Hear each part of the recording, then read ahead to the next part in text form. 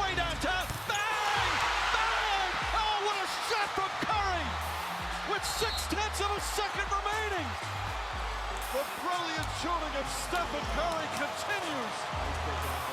Back to Green, into the hands of Spurwell. Fast break down to Weber. He turns. Look up behind the back. And the step and the foul. What a play by Weber. I've never seen a shooting display like this. Never. 37 and a quarter.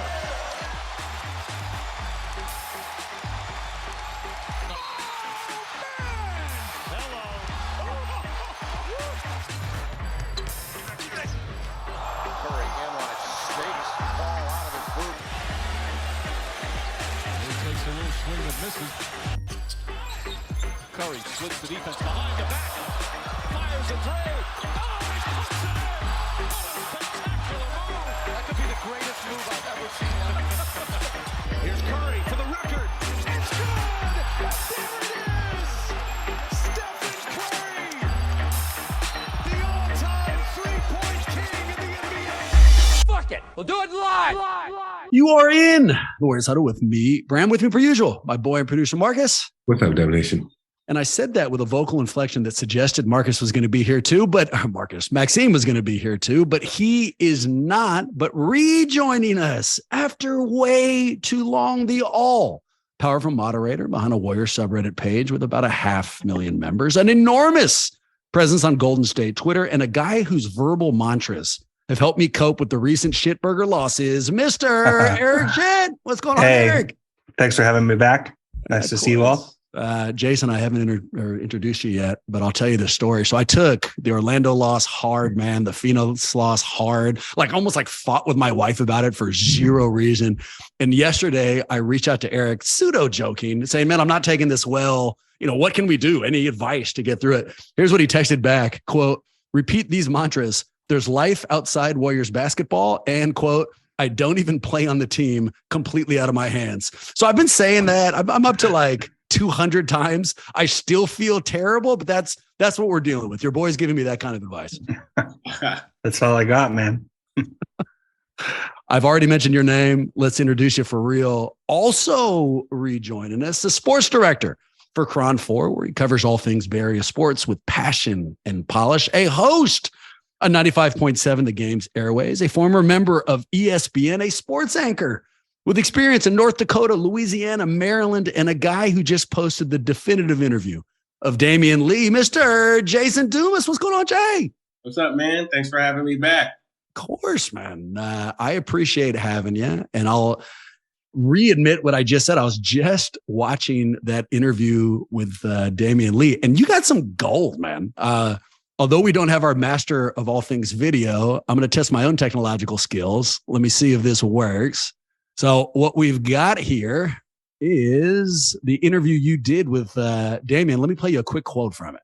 That's a nice webpage you got there. Hey, thanks. Now, I saw a picture on Instagram or Twitter probably about 6 weeks ago. It was a really cool pic. It was you, JTA, and Wise at Wise's G League game. Obviously, you guys formed that championship brotherhood. Yeah. Wise is a young, impressionable player, and I'm sure you probably could use the support. Just what was that moment like, and how often do you keep in touch with the guys that you form these bonds with here in the Bay? Yeah. It was really just a perfect storm. We flew down. We were playing the Clippers the next day. Juan and the Lakers played the night before. Then they played the day after us. And then talked to Dave Fitoki, who's the general manager of Santa Cruz, and me and him talk almost every day. And he was like, are you down in LA? I'm like, yeah. He's like, all right, come by to the game. Called Juan. He said he was already on the way, so it was perfect time. And it's great to see those guys. Me and Juan been going at it for the past 3 years. That's my brother. Same thing with Wise. That's my brother. And we actually have a group chat from the team that when we won the championship, we were just texting in that yesterday. The day before, we coming down to playing, but guys in there texting in the group chat, talking it up. So I think the run helped us. Obviously, the brotherhood, the memories, the years that you're always going to have. But I think the run and the ring, winning it all helps solidify that, because now we have not only a season in April, we got 6-8 more weeks of memories, growth, blood, sweat, and tears that we fought together to, reach the common goal. So there's a bunch of portions of that stuck out. One, I wanted to impress you guys with my ability to screen share, which I almost fucked up. Good. Yeah, thanks, man. I really appreciate you saying that. And I have some follow-up questions about what we just heard, but let me start here, Jason. You were very comfortable in that interview. And one of the things I never know what to do when I'm on camera talking to somebody else is what the hell to do with my hands, dude. And I think the idea that you went crossed arms and were able to keep that comfort, this immediate respect, nicely played, and the follow-up.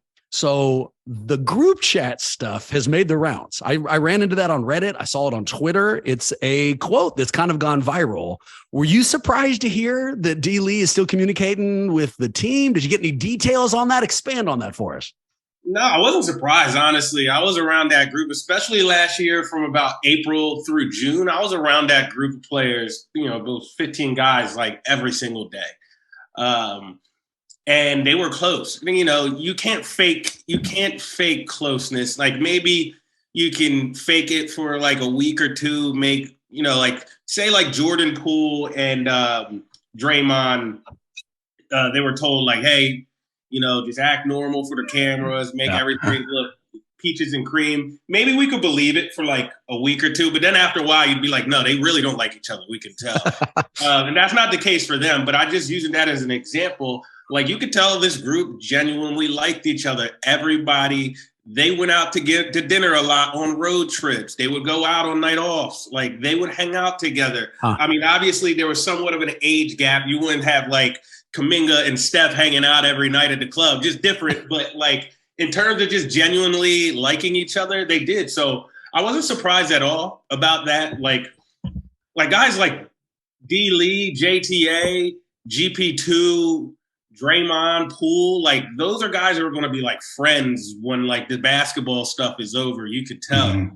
And it was just a perfect storm. It helps when your brother-in-law is on the team too, so you have the whole family aspect. So it was a really, really unique group of guys, and I think that camaraderie is what helped them be successful as well. Is it weird that, so I've seen that a couple of times. I saw it before the Phoenix game when you first recorded it. And then obviously I just saw it right now.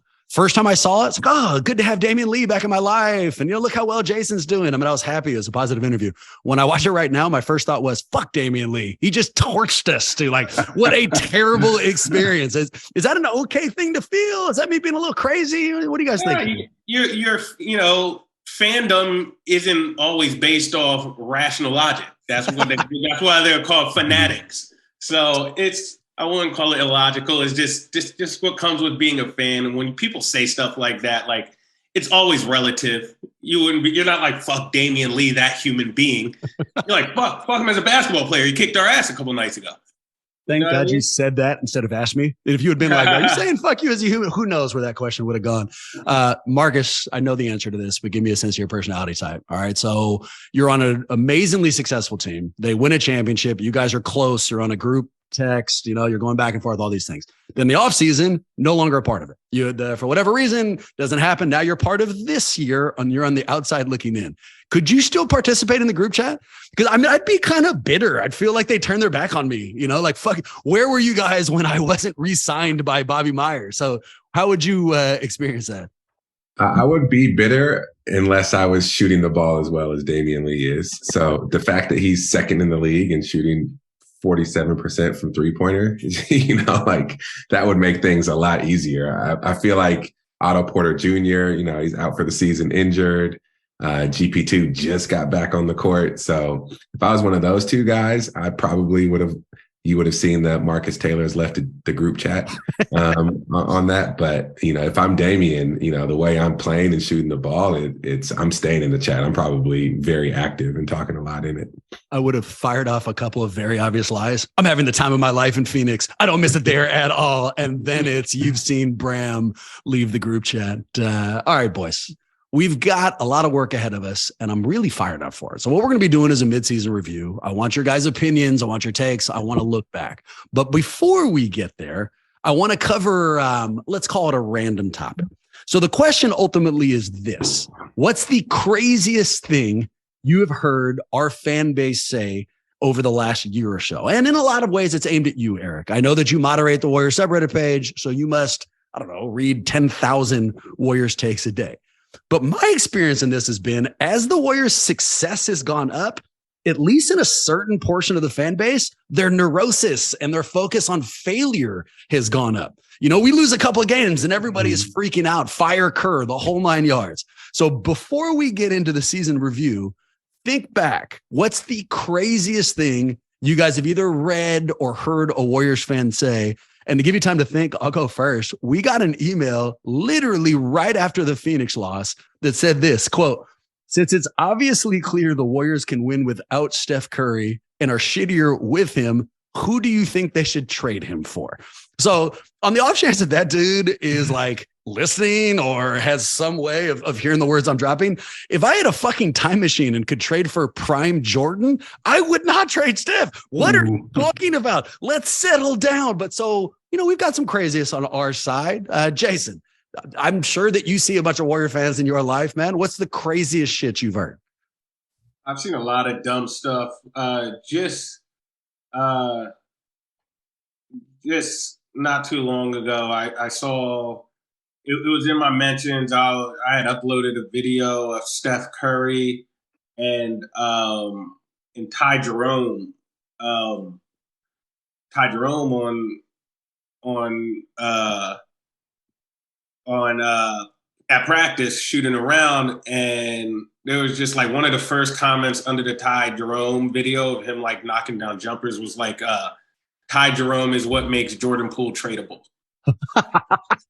And I've loved watching Ty Jerome play since he was like a freshman at UVA. I've watched Ty for a while. I've always been very familiar with his game, but like the kid a lot. But there's nothing about him that makes Jordan Poole tradable. You know, if Jordan Poole's tradable, it's not because of Ty Jerome. No, you don't think so? It's not the two-way player? Any truth to the rumor that was Ty Jerome's mom who left that pack? I have no idea, but I get so much dumb stuff. It's just like, but that's the most recent one. Ty Jerome has made Jordan Poole tradable. I should admit to you guys, and this should have been the first part of the story, but that email we got was actually from Marcus. So Marcus, I don't know why you want to trade Steph, dude, but you need to calm down. Felt right at the time. It felt right at the time. Yeah, I mean, we did lose to Phoenix, you know, so it could be, in fact, Curry's fault. Eric, so I mean, just give us what you're thinking. You don't have to pick the craziest thing, but as I ask you that question, what pops up, you know, in your mind? What things have you seen over the last couple of years that just surprise you? I mean, it's any iteration of trading Klay Thompson this season. I mean, when he was slumping and down and just not on his A game, you were seeing it every single day. Like, one of the three of the core is going to have to go. We got to get Klay out of here, aging superstar. And, you know, he saw it too, right? Like, he came out and made a statement about it, saying that, like, it's easy to let, you know, Twitter, social media get in your head, take the joy from you. But he was like, you know, all these people with their Twitter fingers, like, none of them are playing at the top level. Like, so none of them really understand what he's capable of, or to the same degree that he believes in himself. So it's just got to be some version of ditch Klay Thompson while he's slumping, disrespecting everything that he's done for the organization, or what he's shown that he still has, that he's still giving to the organization. That's probably it. My runner-up was not from a Warriors fan, although he might be a Warriors fan, but it was John Morant saying there's no one to worry about in the West, and then getting properly smoked by the Warriors on Christmas Day. We're not going to worry about the Suns. We're not going to talk about what just happened, but that was like a bogus take, and he got egg on his face, and it was delicious. I love that. And one of the things that the Phoenix loss and the Orlando loss and the Detroit loss took away from us, it really frustrates me, is because the way I've retreated is I've gotten into a war with Phoenix fans, which I'm going to share with you guys in a minute. But I keep saying things like regular season games mean nothing. Who gives a shit? Whereas the Boston and the Memphis win meant the world to me. So it's kind of hard to put those two things together, you know?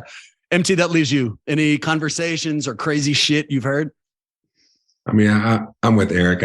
Anything around Klay Thompson getting traded stood out to me. You know, the chatter was especially loud recently, and then he goes on a stretch where he scores the most points in a 3-game stretch he has throughout his entire career. So that stands out. To add a little something different, I think the talk about James Wiseman, we've constantly defended him, and I think a lot of people are scared to say that it was the wrong choice and that he may be a bust for our system. But I think that is ultimately where we're going to land. So I think the diehards of defending that just because we want to show that we didn't mess that number 2 pick up is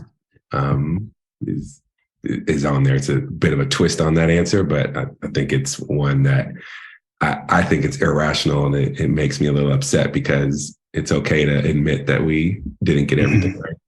I got a comment about that. Let's go. Here, I want to hear it. Jason, are you half expecting Eric to reach across the Zoom screen here and punch fucking Marcus in the face? Because he knows. Not at all. Watch him. So let's see where it goes. All right, Eric, I'm sorry to interrupt. Here it is. The people talking about James Wiseman being a bust are correct. They're 100% correct. And let me preface that by saying that how could you not say that your number 2 overall pick, given what he has given you thus far, no one would be happy with that. He's not happy with it. No one is. So the fact that they've been able to thread this needle and win a fucking championship despite him not playing at all is insane. It's like it's a luxury that we shouldn't have had.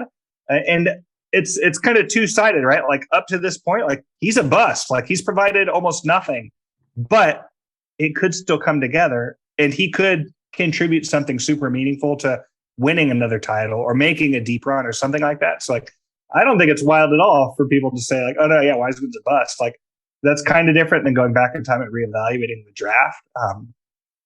But that's an interesting point too, because if you could go back in time and ditch Wiseman and pick up like LaMelo is the name that always shows up, do you do that? Because if you do they win last year? It's a butterfly effect, weird question, right? Like you want a fucking title. Like you don't change anything. Like you don't change your socks, like nothing. Like you just keep it exactly like it is. You win that title. So that's my take. Why the hell do we need LaMelo? We have Ty Jerome, who makes everybody on the team exactly immediately tradable. I should also warn you that I'm going to go back. I'm going to pull like a past appearance from you. And I'm going to do that thing you see on like other radio shows where you use some other statement to pull words out. And I'm just going to pull the words, fuck you, Marcus. And I'm going to change the entire answer and just insert a fuck you, Marcus here. So no one's going to get to hear this, but it will be gold. Gentlemen, let's jump in. So this is where we would go to the glass half full, but I'm expanding it, as I already told you. So normally we just look back at recent hoop, give me something you like, something you don't. Not this time. The Warriors have played 41 games. We are halfway through the year. A lot of people look to the All-Star break as the halfway point. Not true. We are already there. So we're going to be looking back at the full season so far, and I'm going to guide your opinions with questions. Here's the first. Eric, keep the mic. What player has impressed you so far? So looking at the first 41 games, what guy has done better than you thought or is just balled in a way that deserves some credit? I mean, it's got to be either of the two-way players, right? Like Ty Jerome and Anthony Lamb both. Like they've given you so much more. Like they're like heavily in the rotation. And you look back to last year when we had Quindary Weatherspoon, who more often than not was not even present in San Francisco. Chris Chiozza, who was there every damn day, to the chagrin of the fan base. Like, it's just it's day and night, the utilization and the value that they found out of those two-way players. Yeah. So, I mean, there's other guys on the squad that would be deservedly mentioned here, but those two guys, I've been uploading on Twitter. You may have seen it. There's a user on Reddit named Leva Press that updates every week, like a tier list of what you expected versus your like the actual performance that these players have been giving, and he's sliding these players up and down between different tier lists, and everyone's mad that the two-way guys are like up towards the top every time. It's like, well, what the fuck did you expect from a couple of G League guys playing NBA minutes? Like they're low-key cooking. Like how are they not getting picked? Like contractually they can't be picked up by other teams because they're on a two-way contract, but like these guys are playing meaningful NBA minutes and is like excelling while doing it. So that's you say that as if I haven't looked forward to that tier list every week when he posts it. It's such great. an interesting thing, dude. Like repetition, right? First time I saw it, it meant nothing. Now that I've seen it like 10 times, I consider that an authority, and I would like to see them For sure. further up that list. Jason, same question, man. Someone who stuck out, either a performance that you just didn't expect, or someone's just been playing real well.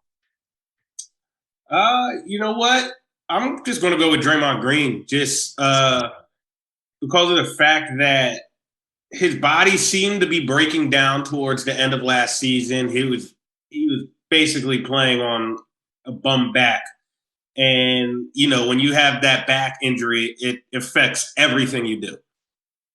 And I wondered going into the offseason, are we going to start seeing the downward decline of Draymond physically? Yep.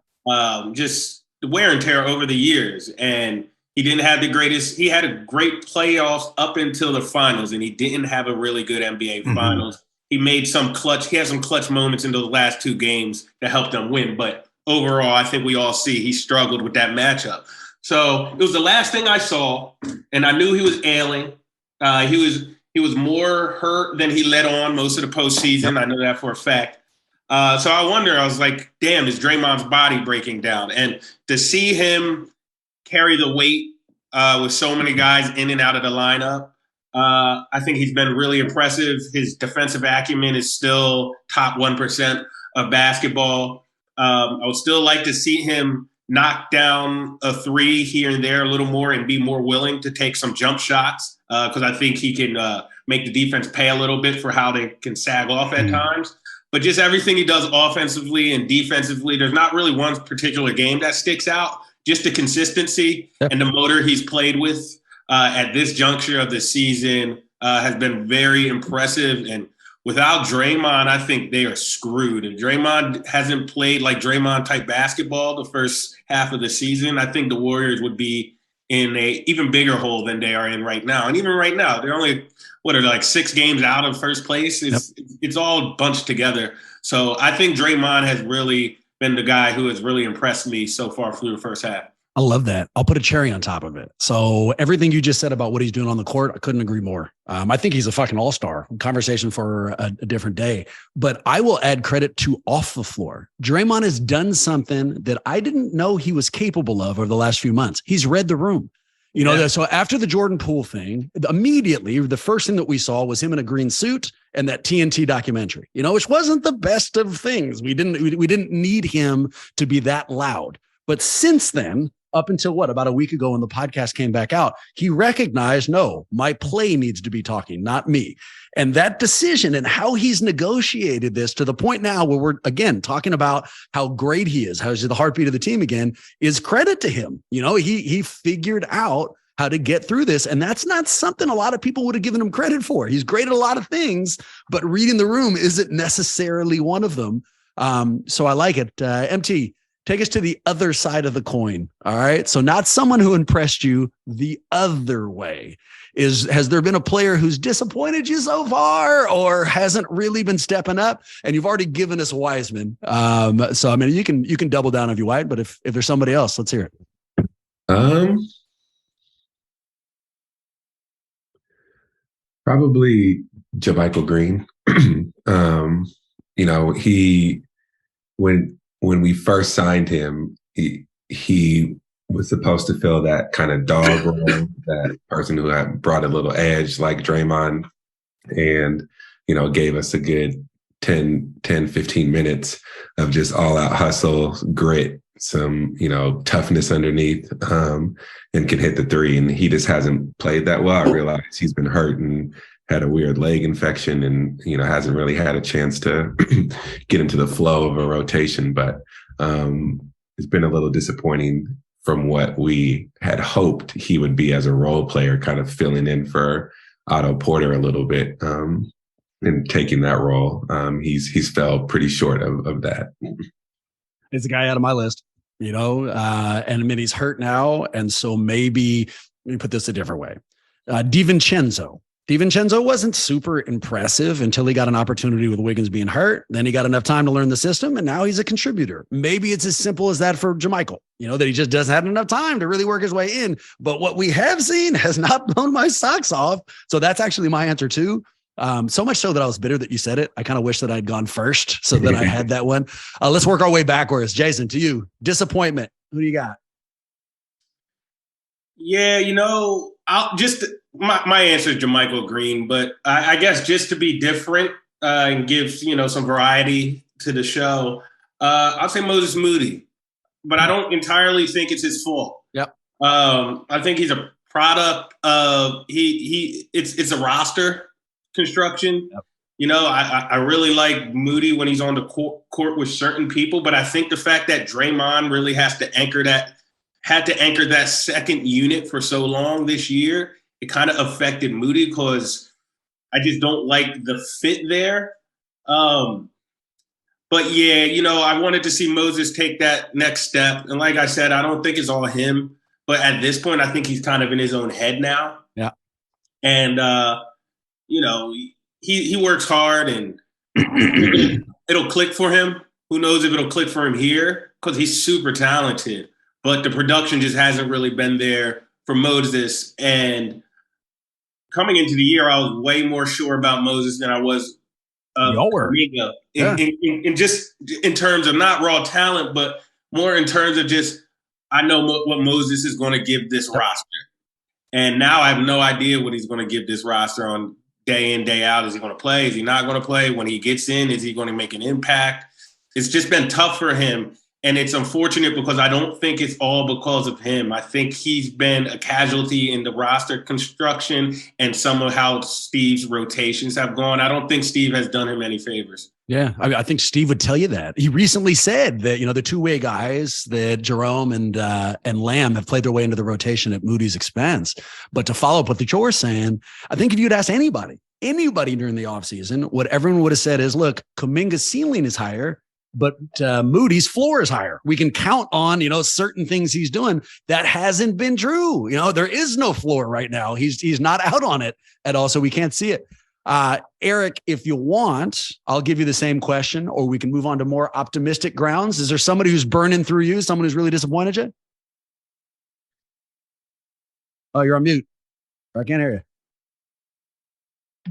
I was going to say it's the same. It's the same two names that you guys have had come up with. Moody would have been my backup answer as well. Yeah. JaMychal feels like the low hanging fruit. He just hasn't done much of anything. It's hard. And with Moody, you see, he's not seeing the floor, and when he does, it's not particularly high productivity, or the plus minuses just aren't there. No.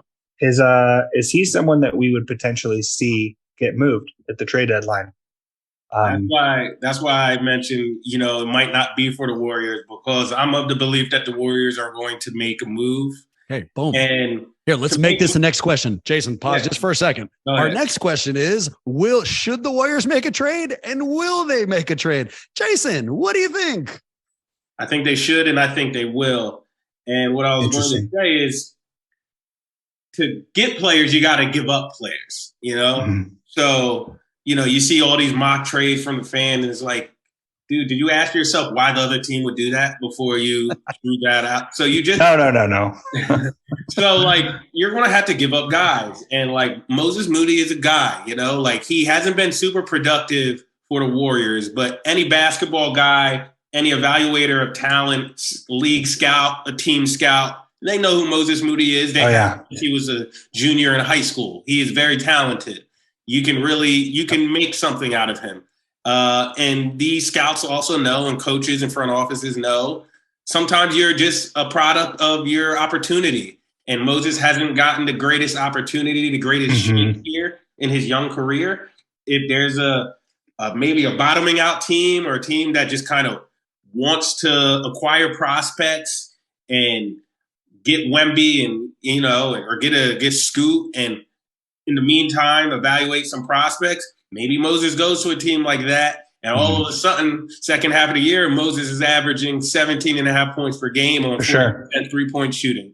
Would that surprise any of you? No. He would do that on a few teams. Exactly. So that's a nice little prospect you could put in a trade to help maybe get you a veteran who can help you win now. One of those athletic bigs, or stretch big, something like that. And I think the fact that he hasn't seen a ton of minutes actually plays to the trade value favor. because we talk about James Wiseman as a trade piece, and it's like we've seen enough of him that people express reservations about his game. There's still some allure there based on his physical traits and little flashes we see here and there. But Moses, I don't think gets a hit in that way. And I think back to last year watching Moses come down to Santa Cruz and play. This is a guy that's not seeing an NBA floor right now that was like grabbing 30 to 40 points a game with ease. Like there's just levels to it. And Moses is a hooper for sure. I don't know how he got on Steve's bad list or whatever it is. You know, I mean, not to make it sound like Steve doesn't like him as a person. Like you said, there's disliking someone as a person and disliking someone as a basketball player. Seems like Steve doesn't like him as a basketball player very much right now. It's just my read. I forgot to say earlier that I really like Lamb better, clearly. Yeah, for sure. The minutes are proof. And I really like Damian Lee as a person. I'm not sure if I told you boys that earlier, but I definitely should have. I hate talking about other podcasts, but this seems like a good time to drop a plug to another podcast. I was listening to Plus Minus earlier today, and what they dropped in there was that there's been 2 times, I think it was Kawhi, I don't remember who said it, but there's 2 times when whoever it was who said it, who's seen the full front office leadership team meeting in front of the press. First time, they lost game 7 against Cleveland. And when the press went into the locker room, everyone was together. Lacob, Myers, Kurt, and they're all there talking. And it's because they're worried enough where it doesn't matter if you see us, we got to make changes. Second time, after that fucking Phoenix loss, you know? And so what that screams, it doesn't, you know, I don't need to read Lacob's diary to know this, but he's not paying the world's highest payroll for any team in the history of the NBA to be fucking around 500. Like that's not who he is about. That's not what this is going to be. And if they keep doing this stuff, of course they're going to make a move. You know, I don't think he's patient. That's a good thing in my mind. What do you think, MT? You think a move's coming? I do. I just don't know for who. I was all in on the Miles Turner train and thought that was going to happen. Indiana's playing well enough that they may not blow it up now. And, you know, Halliburton just got hurt. So that gives them a kind of reprieve from having to blow it up and saying, oh, well, once we're healthy, you know, we'll run it back and, you know, we'll be above 500 again. So, you know, names that are getting tossed out there, Jacob Poeltl from the Spurs, Caruso from the Bulls, you know, so I don't know who else is out there that's a legitimate difference maker. We need size. A stretch 4 or 5 would be ideal. So I don't know who it would be, but I think we have to do something. And I think Moses and Wiseman and the draft pick will be what we consider packaging together to get the best that we can. And it really depends on what tier player we're talking about. You know, if it's like a Caruso or somebody like that, then we can get away with a draft pick and somebody like Moses or JK. If it's somebody higher than that, like if we want a real player coming back, then you need to send out real salary. And that's a much harder conversation. You know, you're talking Poole or, I mean, any of the stars who were previously mentioned. I won't say Klay's name again because I'll get shithoused, but you know, that's yeah. I'll just save that for my Reddit takes, Eric. You can pick that up, you know, at any point. The thing about Poole, I think until his contract kicks in, you can't. He's a really bad trade because I don't know. This is not my wheelhouse, but it was something I read over the summer. If he gets traded before that next contract kicks in, whoever trades for him will get hit with a big tax that they have to pay. It's like a poison pill. So it really makes Poole's trade value right now bad. Yep, it makes sense to me. And let me ask it this way. So I'm going to transition us out. Okay. And I'm ditching my outline here. But one of the things I was going to do with you boys is give you a name, have you give me a grade for their play so far this season. And I was going to work my way up to Poole because he's kind of the most controversial, you know, like it's going to be hard, but let's just use it right now. Jason, keep the mic. Looking back through 41 games, he's got a big contract in tow. He's dealt with a whole bunch of bullshit off the floor. You know, how would you grade Jordan Poole so far? C+. Why? I think, well, he's just, first of all, he's moving too fast. Like he's doing too much. I don't know. Ty Jerome had a beautiful quote on, I know you don't like talking about other people's podcasts, but he had a beautiful quote on Point Forward where he said essentially, I watched Steph Curry play, and I quickly told myself, don't try to recreate what he does. Mm-hmm. Take bits and pieces there and just appreciate what Steph does. Sometimes I feel like Jordan is trying to recreate what Steph does and just the poetry and motion and the fluidity and the beautifulness. Like we're taught pretty young. Like I'm talking probably like high school, junior high school. Make your move and go. Yep. Get to the rim. Yep. Be efficient with your dribbles. Jordan wants to use every move in his package. Like every time he has the ball, he's moving a mile a minute. Right. He's slipping. He's falling. And we know we know you have that in your bag, Jordan. But you just had an opportunity to blow by that guy, and you did another rip move and behind your back 3 more times for no reason. You just made it so much harder for yourself. It's like he's doing too much, and that's affecting his game. I think Draymond Green, I think he was protecting Jordan when he told us that most of Jordan's turnovers aren't hurting the team. That's just objectively not true. We all have eyes. Now, it might not be to the point that some people make it. He was right. A lot of his balls are dead ball turnovers. They're not going the other way for easy dunks. But you can't have end of possession, tight game possessions where you don't get a shot off because you're doing too much. That kills the team. It just does. There was no shot attempt right there. In fact, it was a turnover because it went out of bounds because you didn't make up your mind. You were so indecisive in what you actually wanted to do with it. And I don't know. I think we'll get through it. One thing that I always say is when you combine talent, which he has all the talent in the world, with work ethic, those people always figure it out. Yeah. And he's not even playing terribly in my mind. But there's a bar for him now. And he hasn't really reached that bar because of but it's easily fixable stuff. That's why I give him a C+. And a C+ just kind of means you're mediocre based on expectations. You could be better, you could be worse, but you'll get through it. So I think everything Jordan is doing is fixable, but I think he does have to pick it up. And when that next contract comes in, he's really going to have to pick it up because people are going to judge him on what he's being paid. It makes me feel like Draymond wasn't in Utah. If he thinks that Jordan Poole's turnovers haven't cost us any wins, I'm pretty sure that one led to a specific fucking loss. I said, Draymond doesn't believe what he said. No, which you almost like. I like that he does service. That. He's supporting his team. Eric, I'm going to throw this to you next, but let me agree with Jason first because it's the way you phrased it. All right. So what I was going to say is I can't really blame him for the turnovers because he's learning how to play. And the same way I can't blame my kid for tripping when she was learning how to walk. I can't blame him for turning over as learning how to play. But if my kid tried to sprint before she knew how to walk and she fell 5 or 6 times, well, the hubris, the decision-making, I can, give some criticism of that. And that's what Jordan's been doing.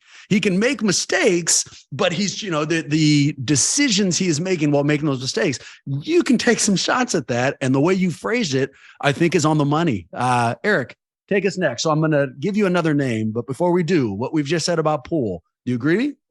Yeah, I remember back to an early episode of Point Forward where Andre was talking to Evan Turner and he was talking about a young Jordan Poole. He's like, this guy is so shifty and so fast. He beats his man and then he hesitates and then beats him again and beats him again. He's like, the hardest thing to do in this league is to break a defender, to beat a defender to the rim. And this man's ignoring the fact that he's done it and he's doing it 3 times in a single possession. Why are you doing that? So, I think it's going to take, more time. Eric, I'm glad you said that. I forgot to say this podcast is brought to you by all the other Warriors podcasts. Make sure you get out there and only listen to those, you motherfuckers. All right, go ahead. What would you grade him? Poole? Yeah. He's above average.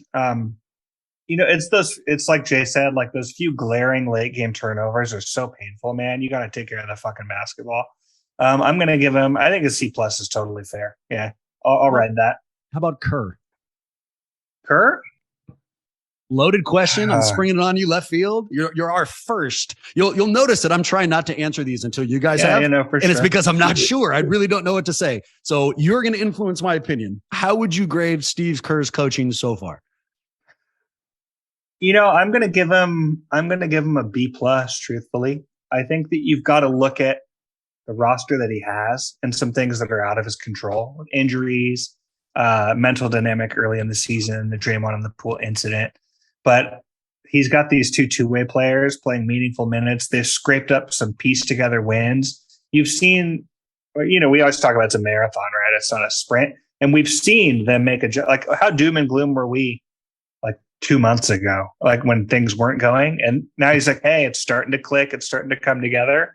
This is such a young roster and that's out of his hands. Like he's not the GM. If he does have more influence on that than I realize, then maybe I should rate him a lot lower. But if I'm taking him just on his coaching ability and what he's getting out of these players with Steph out, with Klay and his minute management, all these, we got guys that are kind of unplayable. Like you've had PBJ, Ryan Rollins down in Santa Cruz. You've had injuries, JaMychal Green hurt. DiVincenzo is out for an extended period of time. Wiggins was out for an extended period of time. This guy's still putting it together and they're playing competitive basketball. So, what did I say? A B minus? Is that what I said? B plus, I think. B plus. I'll give him a B. He's above average, in my opinion. You'd asked me this question 3 games ago. I would have told you at least a B plus, at least. I was on board. He kept the whole thing together as everybody's hurt and we're still winning games. Now that I've heard him use the phrase wake up call again and again and again. And he, of all the things he's always been phenomenal at, bringing the team together and making sure the effort was there seems to be at the top of that list. The fucking effort has not been there, at least in the last few games. So the man's been pressing snooze. Yes, okay. It's been upsetting me, but that's just the other side to that coin. Marcus, you've heard them both. What's your grade? I give Jordan Poole a B. I think our expectations of him, he's playing at a lower level, but if you just look at how he's playing, he's the second odds-on favorite to win 6th Man of the Year still, like right now. So only Russell Westbrook's ahead of him. So I think he's playing well enough, but in terms of what we expected and hoped from him, especially with the new contract, that he's playing below a B level. But just looking at it outside in, he's a B. And Kerr, the same thing. It's tough to juggle all of that. Like Eric said, with injuries and, new faces in, and then you also have Klay not playing back-to-backs. And, it's hard to get a good rhythm going. So I think he's done a good job. He admitted fault for not having the team ready to play against a Phoenix team that was depleted. Those are always, like catch games for teams, but, it's, Graham started twitching over there when you mentioned the loss to Phoenix. I started twitching because I asked this fucker about Kerr and we went back to Jordan Poole. I desperately tried to box him into this little area and this fool didn't hesitate for a second. Oh, Poole, he said. I didn't ask you about Poole, you bastard. We'd already moved on from Poole. B. Yeah. Why don't you tell me what crazy things Warrior fans have told you? We're not going backwards. We're supposed to be going forwards here. What's your grade for Kerr? Crazy Warriors fans told me Steve Kerr gets aged. C plus. I give him a B, a solid B. Team as a whole, boys. Just looking at the whole thing all together, they're 1 game under 500. There's excuses either side. What do you think? What grade would you give the effort so far? Any of you take it? What would anybody wants to take this one first? Go ahead and take it. Let's see. Just C to me, I know we all might interpret the letter grades differently, but C to me is just completely representative of mediocrity. They've been mediocre. Yep. Doesn't matter why or how, just the end product after the first half of the season, they're mediocre. Like a C is like, I get a C in class and my teacher's like, you can do better. Yep. Work a little harder, buckle down. You'll finish the season with like a B plus. And I know I can, and I will. And that's how I feel like the Warriors are. They're like, they know they can do better. They will do better. When it's winning time, things will fall into place. There might be a little roster construction, but when it gets down to it, everybody is going to know their job. Everyone's going to tighten up, and things will look better. But right now, they're still in the hunt. They've been mailing it in every other game. They've had some bad luck. The overall, C. Marcus, what do you think about Jordan Poole? Jokes. Dude. I was going to do something cute. I was going to tell you guys incomplete. And then I thought if I got grades like midway through a semester And I went to the teacher and said, look, I know I just haven't been trying. We haven't gotten there yet. She wouldn't be like, okay, incomplete. Let's wait till the end of the year. She'd be like, fuck you. You've done nothing. I'm going to grade you as it is, and grading as it is. I think that's on the money. I give it a C too. Anybody higher or lower? Yeah, it's a 500 team, right? I think that's totally fair. Yeah. I'm on the C too. And I think we're lucky that the West is so jumbled right now. That's kind of hiding how poorly we've been playing and how mediocre we have been, to Jay's point. So the fact that the West is just jumbled and there's, Denver and Memphis are trying to pull away, but they haven't pulled away that far yet is masking some of how mediocre we've been. And we're lucky that this season has been the one that we're doing it in there. Best and worst moments of the season for you guys. Eric, why don't you take us first? What sticks out as the best? What sticks out as the lowest? The best was that Looney buzzer beater and double OT tip in. Like, I was there at the game live. I think I saw Jay in the atrium. It was unreal, unbelievable moment, man. DiVincenzo with the 3 to tie it up. Like right at the tail end there, and then into double OT is unreal. Like, that was for sure my high. And I've talked about this on the show. You see me tweet about it on Twitter. I've been going to Dubs games my whole life, and I've never seen them lose live just by chance. Like, I went to a lot of stinkers, a lot of Kings games, off marquee games. A few years I didn't go at all, and I felt like we were going into a game like no Steph, no Wiggins. I'm like, this is fucking brutal. Like, this is very likely going to end tonight. And so for me personally, I know it was an exciting game for everyone. I felt like for me, it was even more exciting. I felt like I had more legacy riding on the line. And my boy, Kevon Looney, whose jersey I was wearing as the game came through. And I hugged a bunch of strangers in the stands, and people were giving high fives and grabbing my jersey. And Looney, it was a really cool moment. That was my highlight of the season so far. Lowest moment. Steph getting hurt. All right. That's it. Like, when he went down, all of us collectively were like, okay, we're screwed. Like, we've been limping along, and now we're really screwed. We were losing every road game. Like, now we're going to start dropping home games. And that didn't happen, thankfully. But in that moment, in the isolated moment, that was it. Jason and Marcus, I'll share. I mean, you guys already know that Eric is a very generous and very nice man, and he had extra tickets. He couldn't go to a game, and he offered them to my wife and I. And we went, and I'm there, and I'm enjoying it. And while we're there, he texts me saying, just so you know, I've never lost. Like, anytime I go, we've never lost, and the pressure's on you. I took that shit hella hard. I showed it to my wife. I was sweating. I felt like I was playing, dude. Like, you're responsible. An immense amount of pressure on that game. Jason, highest and lowest point of the season? Yo, was that Looney buzzer beater the same game Klay hit 54? Yes. Yeah, same game. So that's also my high. That was more just for Klay.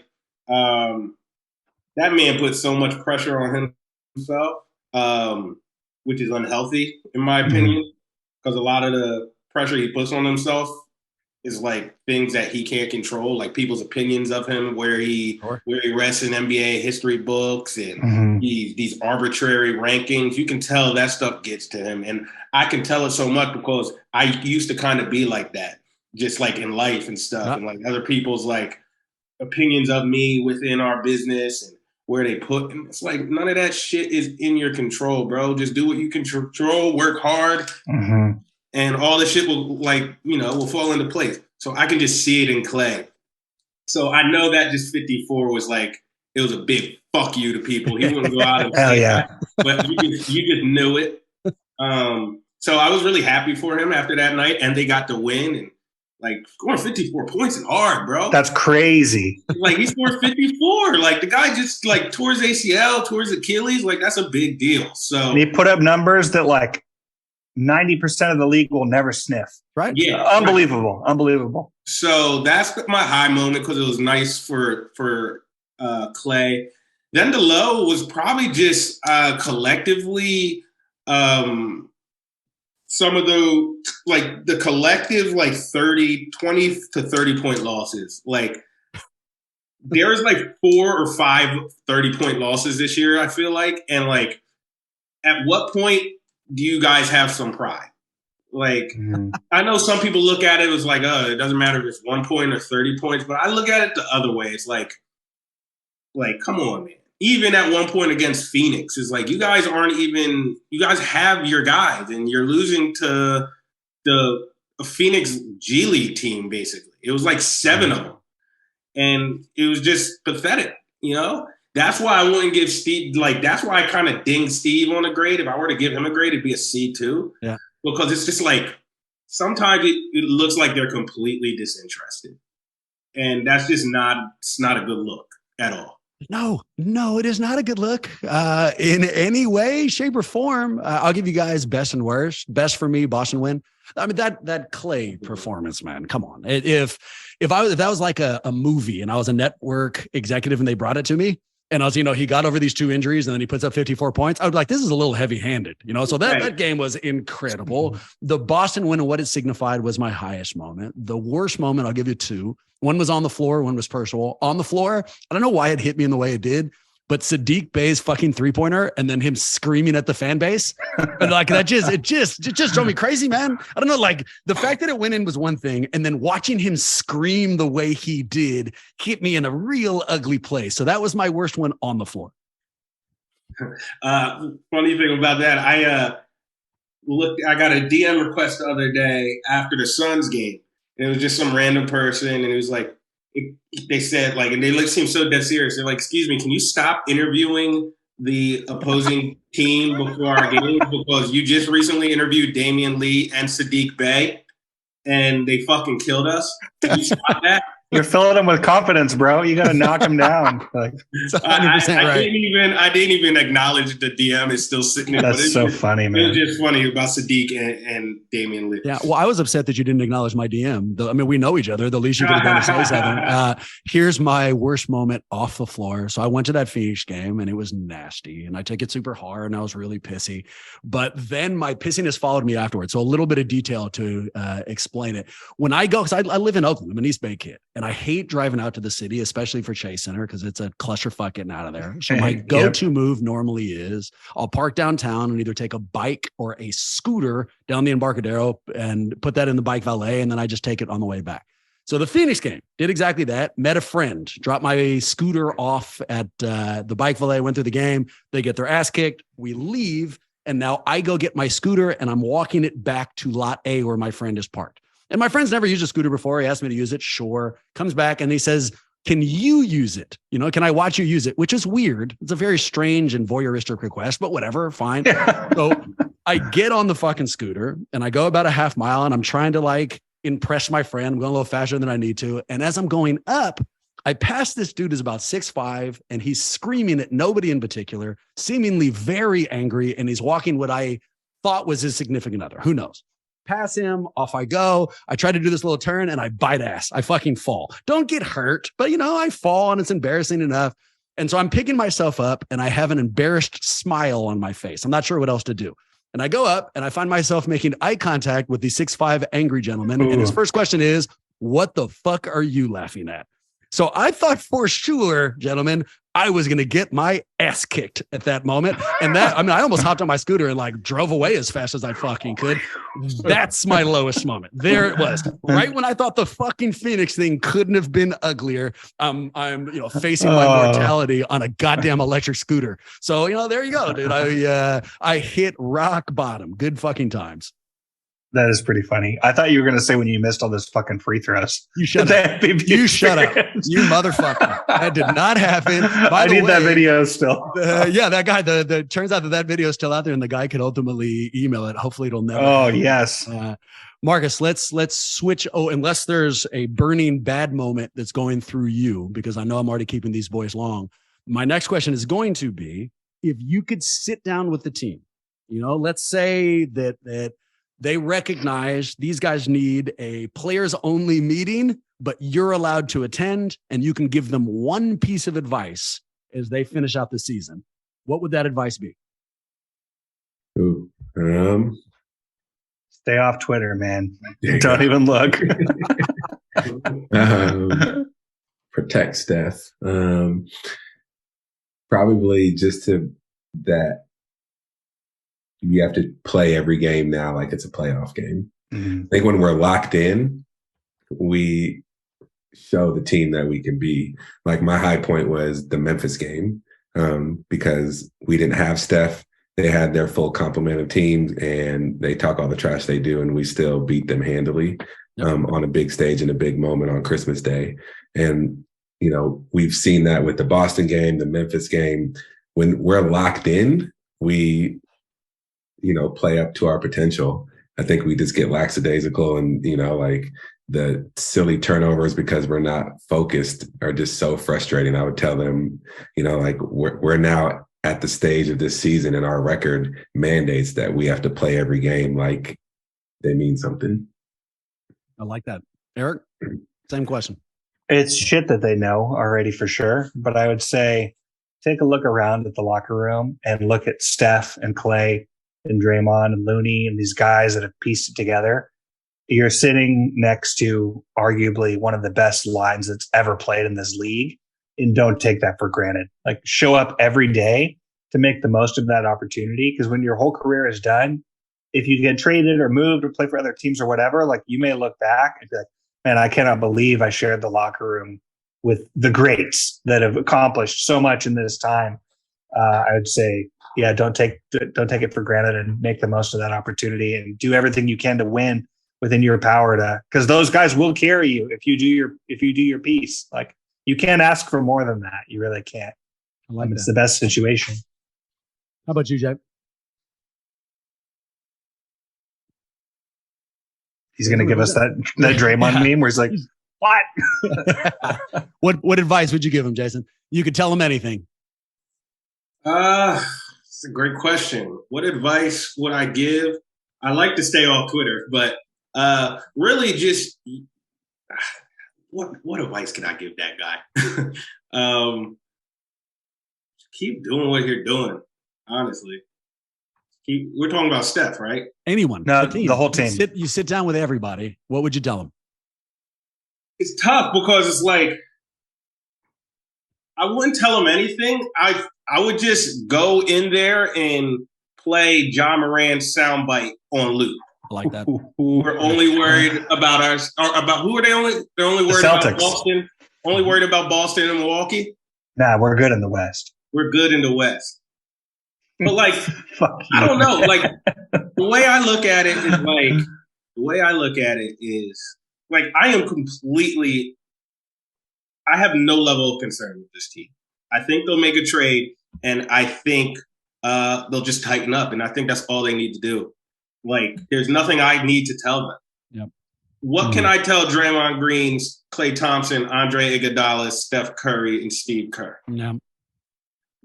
When it's winning time, they don't lose in the West. Yeah. They never have. When they're healthy, no one has beat them. No one.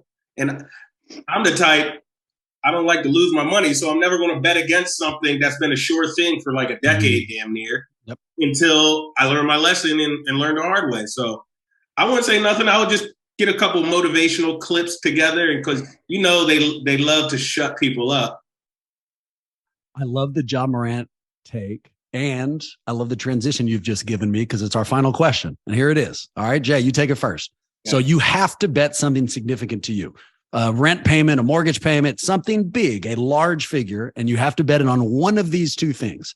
Either the Warriors lose in the first round, or the Warriors make it to the NBA Finals. Which way would you bet? I bet my mortgage, which is a pretty penny in this damn city, on the Warriors going to the NBA Finals. Let's go. Eric, same question. Yeah, most valuable thing to me as a father of two young kids is my free time. So I'm gonna. I'm not even gonna say my kids. Yeah, give up my kids. No, I'm gonna wager like 6 hours of collective free time, which will take me a week to accumulate. It's huge. And the Dubs are going to the NBA Finals on that bet. Marcus, same thing. Yeah, I'm going NBA Finals, and I'm paying my mortgage on time. Yeah, I do the same thing. I mean, you know, what's the definition of insanity, right? I mean, seeing the same thing unfold and then assuming something else is going to happen. And this team has not yet been beaten healthy, although. So I'll round this back. I'll pull a Marcus and go back a question. If I was giving advice, I don't know how to communicate it, but it would be, we need urgency and we need it now. Because it's not that this team wins when it's healthy. It's that this team wins when it is urgent and healthy, when they realize like we need it. And then they show up and they tend to dominate. I wouldn't mind seeing that as we go forward here, and assuming they can, where would my money be? It'd be on the finals. I think that's exactly right. All right, boys, I wasn't going to ask this, but I will. Give me a finals preview. If you had to bet on who is going to be in this year's NBA finals, what's the matchup? That's tough. It's so wide open on the East. You can make a case for Brooklyn. You can make a case for Boston. You can make a case for Milwaukee, and you can make a case for Philadelphia, in my opinion. I'm going to go safe. Safe is Boston, Golden State, a rematch. But something's telling me if Brooklyn gets healthy, they have a bunch of talented guys, and they also have a bunch of guys who are have a lot to prove. Kevin Durant doesn't have a lot to prove per se, but he has a lot of people to tell to And I think if Kevin Durant gets, I think Brooklyn can be very intriguing if they get healthy and going. I mean, they've been mowing down people in the East when they're healthy. Hopefully, KD gets back. He's going to be out about 4 to 6 weeks. But then again, they have Ben Simmons, and in the playoffs, you can phase him out of a game completely. So I'm going to go with the safe bet and keep it. I think Chris Middleton hasn't been the same since his injury. And if Chris Middleton isn't vintage Chris Middleton, I don't know if Milwaukee can beat Boston. Yep. So Boston, Golden State.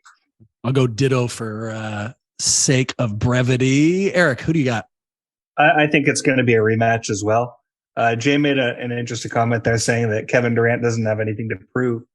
I personally believe that.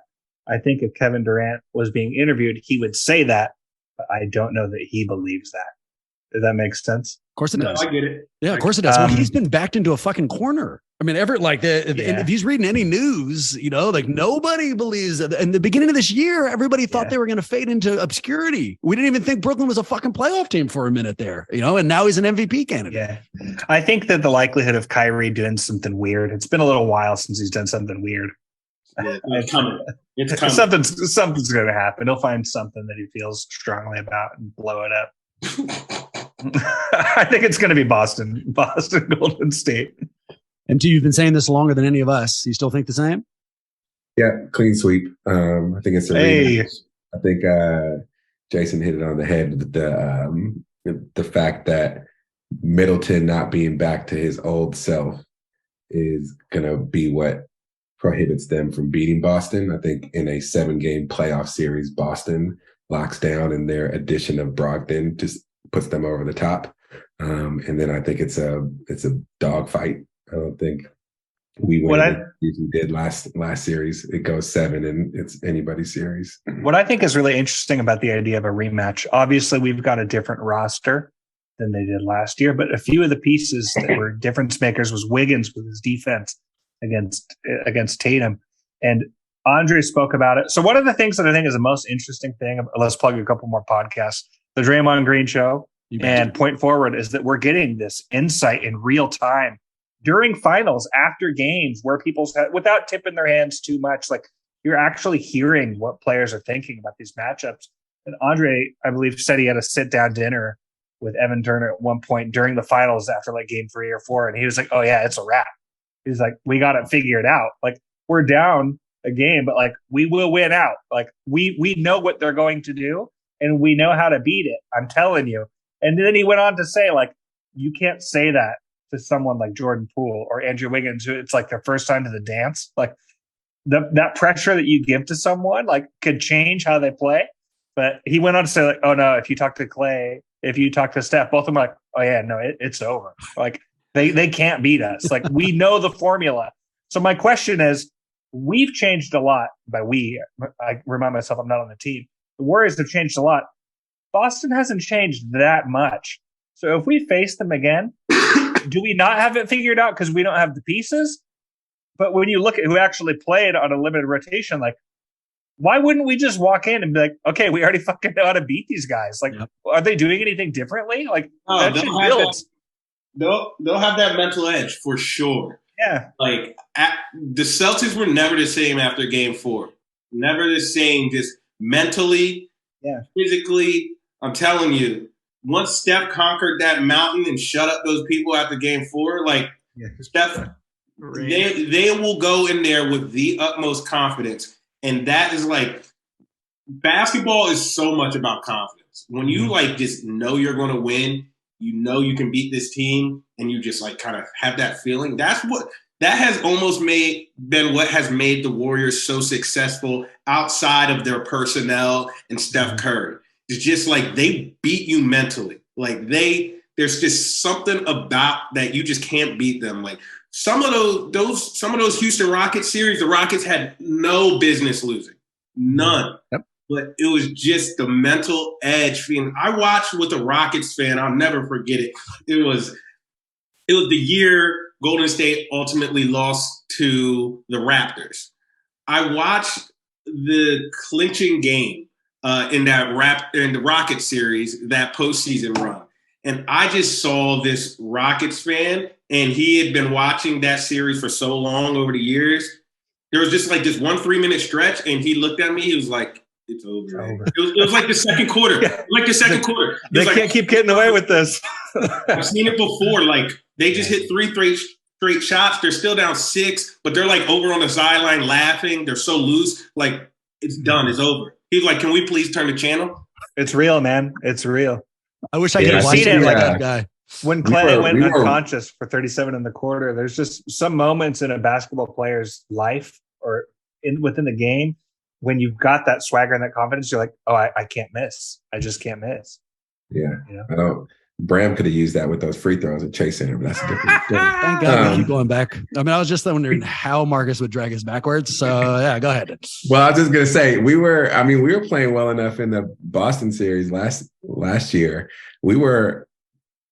If Al Horford and Derek White didn't have a career fourth quarter in Game 1, it would have been a gentleman's sweep. So I think the series wasn't as close as it looked, to a lot of fans, and we figured it out. I mean, even after the loss, CJ McCollum is talking to Draymond, and he's like, I'm sorry, I got to pick Boston. I think they're going to beat you. And his response after a loss was, them boys are going to be ringless just like you. Yeah, of course. And you were shots at Derek White. Cold. But gentlemen, why are we looking at last year? Look at this year. If we're looking for a mental advantage, Boston is on a fuck you tour this year. Jason Tatum is on a fuck you MVP tour. They showed the world that they don't care about the loss of their coach. You know what the exception to that was? You know when they were not on a fuck you tour? When they came here and they looked afraid.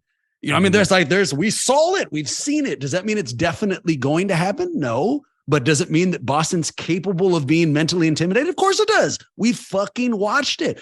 I forget what podcast I was listening to. They had this real, it was the Warriors Huddle. The Warriors Huddle, you motherfuckers. And they had an amazing analysis for that. Boys, I really appreciate your time. I really love having you on this show. I am positive I'm not alone.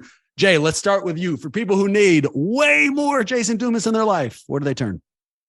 Instagram, Twitter, J Dumas Reports. Most of my content goes there. And then, of course, if you have a TV or a smartphone, download the Chron On app.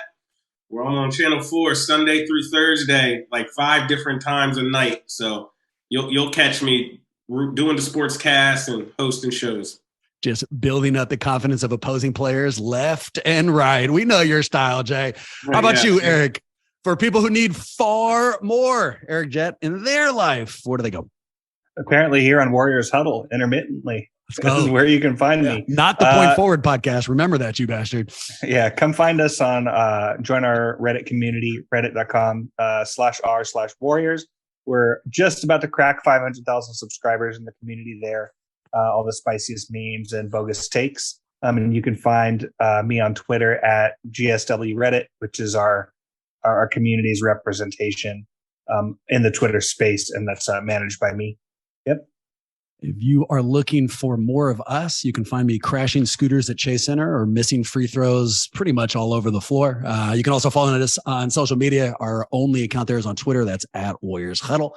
With that in mind, go Warriors. Hopefully. See you next week.